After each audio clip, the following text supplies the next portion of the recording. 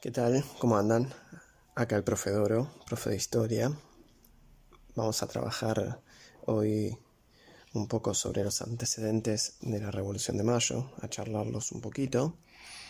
En esta transmisión, a modo de podcast, van a poder tener un acompañamiento de los contenidos. Así que arrancamos con uno de los temas más importantes de tercer año de historia, que sería la Revolución de Mayo, y vamos a arrancar analizando los antecedentes de la Revolución de Mayo. En primer lugar, tenemos que situarnos históricamente y tener en cuenta que estamos hablando de principios del siglo XIX, principios de los 1800. Por aquel entonces, Francia todavía estaba atravesando una fase de lo que fue la Revolución Francesa, justamente. Un suceso importantísimo que, como saben ustedes, significó un cambio de época, inclusive. Así que eso había sacudido al mundo y particularmente nos interesa esto porque está todo relacionado con la Revolución de Mayo, por lo menos a modo de antecedentes o de contexto. Y el contexto internacional, entonces les decía, era en Europa. Se estaba viviendo un gran movimiento, un temblor importantísimo a nivel político que constituyó la Revolución Francesa. A su vez había otra revolución, que era la Revolución Industrial, que se estaba llevando a cabo, lo que dejaba en claro dos grandes potencias: la potencia económica, que era Inglaterra, y la potencia o un faro político, que era Francia. Francia, reitero, con su Revolución Francesa siguiendo su curso, había, había puesto en el poder a un general, un militar muy importante, llamado Napoleón Bonaparte. Napoleón Bonaparte, un general exitoso que defendía los ideales de la revolución, que defendía la Francia revolucionaria, llegó al grado más alto del poder francés, llegando inclusive a declararse emperador. ¿Sí? En 1799 él se hace con el poder, es decir, que toma las decisiones más importantes internacionales de Francia, siempre teniendo en cuenta esta idea de defender lo que la revolución había logrado instaurar, es decir, el derrocamiento de la monarquía, la imposición de el establecimiento de un gobierno republicano. Si bien, y acá tenemos las contradicciones de la historia, ¿no? En poquito tiempo, ya les digo, desde 1799, en 1804, si no me equivoco, ya Napoleón se declara emperador. Es decir, algo más parecido a la monarquía, bueno, no se encuentra, ¿no? Pero sí es cierto que lo que hacía Napoleón era enfrentarse a los antiguos poderes medievales europeos. Amén de todo esto, lo que ustedes tienen que tener en claro es que en este periodo, que abarca de 1799 hasta 1815, se producen en Europa lo que se conocen como guerras napoleónicas, que es un enfrentamiento de Francia prácticamente con toda Europa y fundamentalmente también con Inglaterra, que, como les decía, Inglaterra se encontraba atravesando su revolución industrial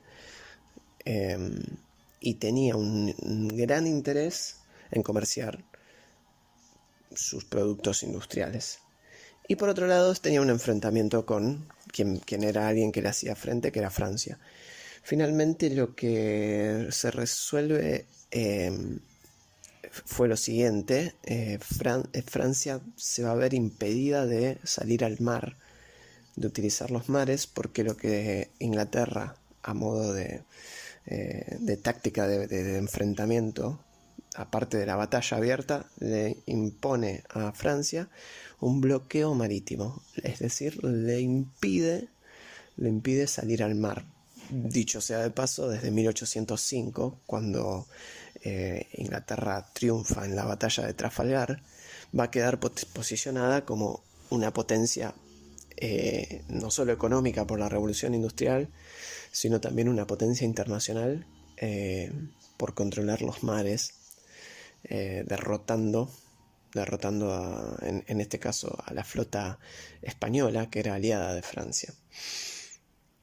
¿Cómo responde Napoleón? ¿Cómo responde Napoleón a ese bloqueo marítimo? Bueno, haciendo lo propio, llevando a cabo un bloqueo continental. Va a impedirle allí donde pueda, recuerden que Napoleón controlaba casi toda Europa continental, impidiéndole a Inglaterra, que es una isla, comerciar en Europa. ¿Sí? Y acá, yo creo que esto a ustedes les puede llegar a parecer que está completamente inconexo o no encontrar la relación directa entre esto que venimos charlando y lo que es Latinoamérica y lo que es la revolución de independencia propia de estas tierras, ¿no? Pero sí tiene una relación. Y fíjense, Inglaterra, entonces, buscando evadir ese bloqueo continental, ¿qué dice? Vamos a comerciar con las colonias de nuestros enemigos. Entonces, si no podemos comerciar, por ejemplo, en España, vamos a comerciar en las colonias de España. Y eso es lo que va a atraer a los ingleses a invadir, escuchen bien, Buenos Aires, ¿sí? Las conocidas invasiones inglesas se producen en este contexto. Inglaterra intentando a toda costa distribuir y comerciar su producción industrial en el planeta. Y un lugar que elige, que era un gran centro de negocios, ya por aquel entonces, es Buenos Aires, la ciudad de Buenos Aires, capital del virreinato español del Río de la Plata, acá, ¿sí? en Sudamérica. Y bueno, entre 1806 y 1807, en 2 oportunidades, los ingleses invaden y toman la capital del virreinato del Río de la Plata, Buenos Aires. Y en ambas oportunidades son expulsados. Esto va a tener algunas consecuencias. Sobre todo va a dejar en evidencia la pobre defensa que tiene España de sus colonias. Y son los mismos criollos y gente común de la colonia la que termina expulsando a los ingleses, lo que hace que se formen milicias. Y acá tenemos un antecedente directo con la Revolución de Mayo. Milicia significa grupo militar amateur, podríamos decir, un grupo de militares que no son militares, sino gente común que se tiene que organizar para hacer un enfrentamiento bélico por necesidad, que fue el caso este. Y fíjense ustedes que hecho con éxito, definitivamente lograron expulsar a las tropas inglesas, las milicias que se formaron en poquitísimo tiempo de gente común de Buenos Aires. Eso dio también un sentido nuevo de independencia, sumado que, vean qué curioso es esto, en el poquito tiempo que pudieron estar los ingleses, nunca dejaron de intentar poner en práctica lo que los traía acá, que era comerciar. Y ese comercio libre, contrario al monopolio riguroso que tenía España en torno al comercio, también dio una idea de lo interesante que era poder comerciar libremente, es decir, eventualmente sacarse de encima a España. Eso va a servir de antecedente, de precedente a lo que será después la búsqueda de la independencia. Por otro lado, también dentro del contexto internacional de guerras napoleónicas, vamos a ver lo siguiente. Si recuerdan lo que dijimos recién, Napoleón, Francia, enfrentándose a Inglaterra, le impone un bloqueo continental. Dicho en otras palabras, les impide comerciar en Europa. Pero hay una nación que rompe ese bloqueo, que desoye los mandatos de Napoleón y efectivamente comercia con Inglaterra, ¿sí? Esa nación es Portugal. ¿Y qué se dispone a hacer Napoleón? A hacer lo que más sabe, ¿sí? Lo que mejor le sale, que es invadir y conquistar territorios. Entonces se dispone a invadir Portugal. Por una cuestión geográfica, ustedes saben, para llegar hasta Portugal, lo que tiene que hacer es pasar por España. Y de acá se desprenden más antecedentes y más precedentes para la independencia de Latinoamérica.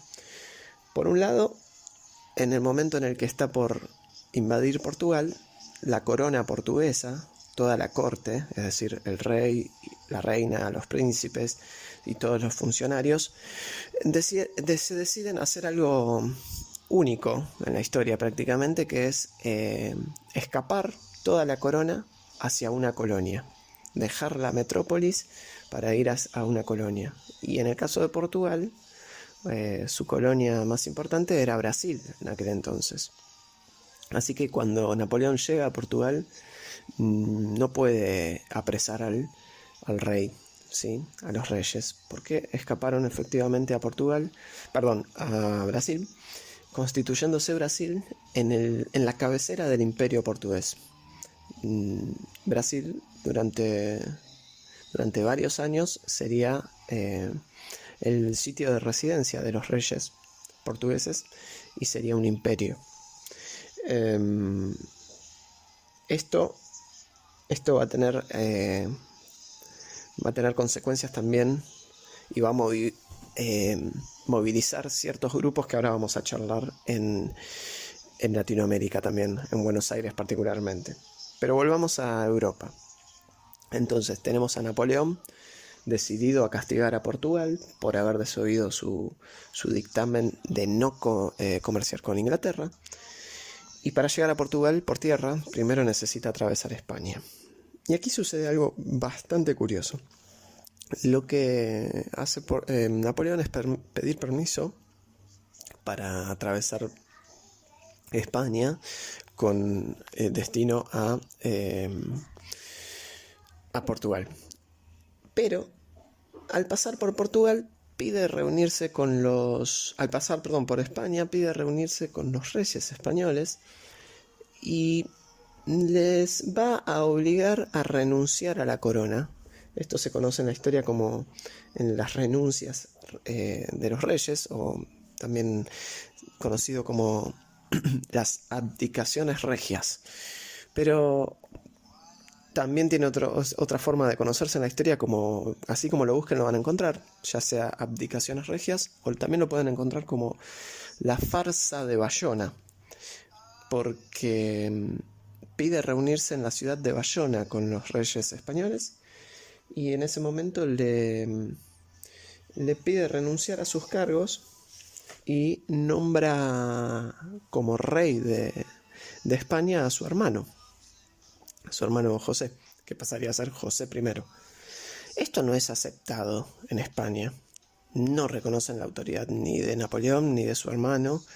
De hecho, van a seguir reconociendo la autoridad del rey Fernando VII, que queda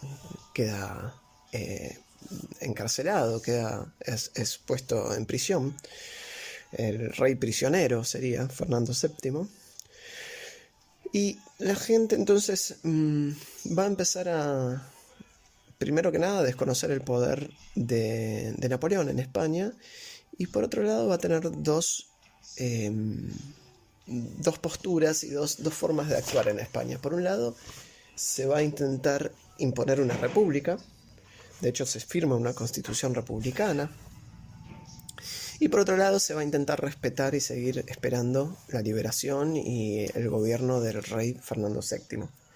Para lo cual, esto nos interesa más a nosotros, los españoles van a formar juntas, es decir, organismos de gente común que va a gobernar, se supone, de forma provisoria hasta que pueda hacerlo el rey. Ese es el movimiento juntista que va a tener en cada pueblo y en cada ciudad de España representantes que a su vez se van a encontrar en una junta central de una ciudad, la ciudad de Sevilla, conocida justamente como la Junta Central de Sevilla, donde se encuentran todos los representantes del país en este periodo tan particular en el cual el rey está apresado. Bueno, ese es un antecedente directo de lo que van a ser las revoluciones latinoamericanas de independencia, fundamentalmente la del Río de la Plata, en la cual se va a imitar finalmente lo que sucede en España y se va a formar una junta de gobierno local, con la característica, y esto es lo revolucionario, que la junta local de gobierno de Buenos Aires va a estar constituida por americanos, por criollos, no por europeos. Pero eso lo vamos a ver más adelante. Por otro lado, mientras el rey es apresado en Latinoamérica, van a surgir distintas posturas de qué hacer.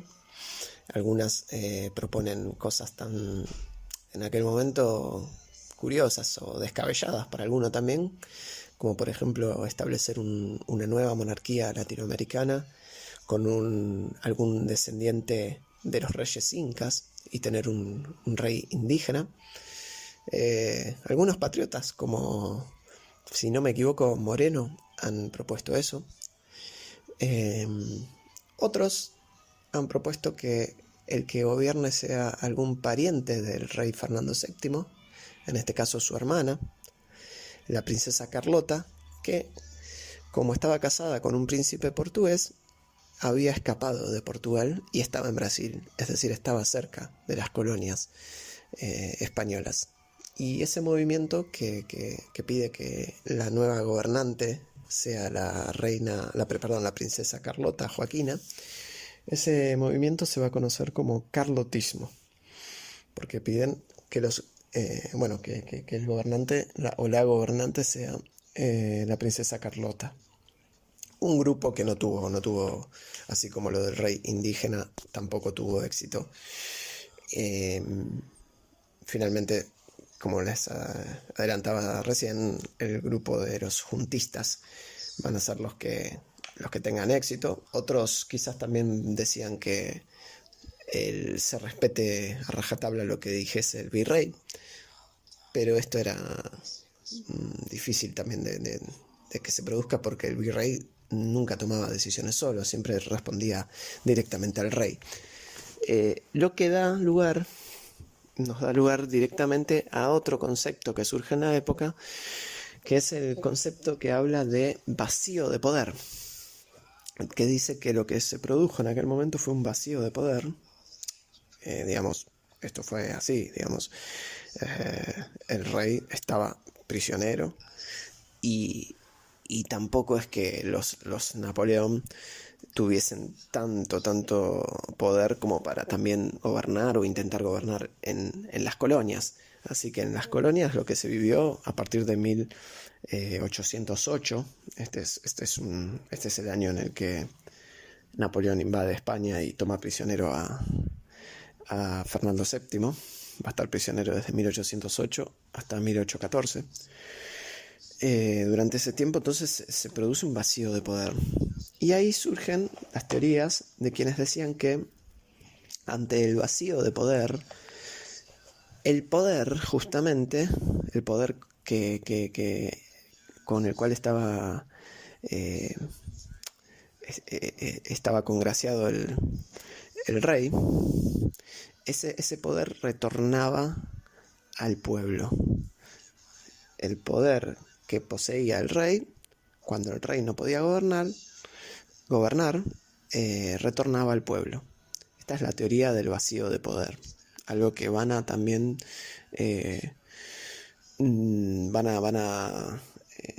expresar y compartir los distintos patriotas latinoamericanos, que estaban en su justo derecho de arremangarse y empezar a gobernar estas tierras, por ser justamente el pueblo y por tener a su rey prisionero, poder representarse a sí mismos, ya que no tenían quien los represente.